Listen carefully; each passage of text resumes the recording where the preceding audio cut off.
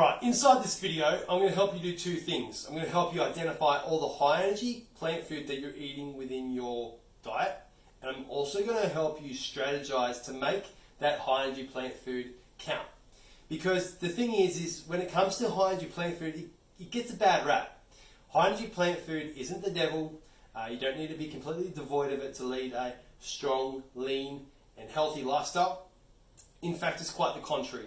They are a great addition to a balanced diet, and when you have a really good mindset with food, you'll incorporate them without fear of getting fat or anything like that. So the first thing I want to do is help you identify what a high energy plant food is. A high energy plant food is something that is typically packaged and processed. It doesn't look like it did when it came out of the ground.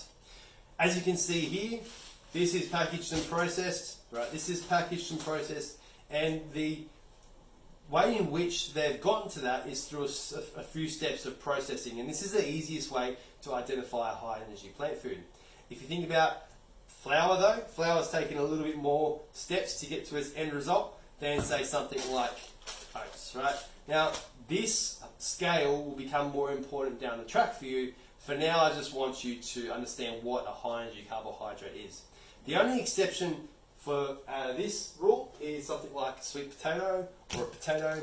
They are considered high energy plant foods. They do look like they did when they come out of the ground. They are probably one of the best high energy plant foods that you can incorporate into your diet. The second thing I want to do now is talk to you about when the best time to consume high energy plant food is, and that is around your intense workout. So what is intense workout? It's a workout that makes you huff, puff and sweat. It is your strength training that makes you huff, puff and sweat when you hit your rep maxes, and as your HIIT training, is your cardio that makes you huff, puff and sweat. And the best time to eat these foods is around about 3 hours, or within about 3 hours of that workout. And the reason for that is because the high energy plant food is channeled towards your muscle during this stage. It is where your nutrients are channeled to the place that it's needed, and you're going to get the full benefit from eating these foods. A little known fact about these types of foods is that it actually pushes protein into the muscle. So it helps that protein that you're eating get to the muscle. Another really important thing to also consider is that when you've worked out really hard, you've depleted yourself of energy, so you need to replenish that energy, and this is how you do that through eating these types of food.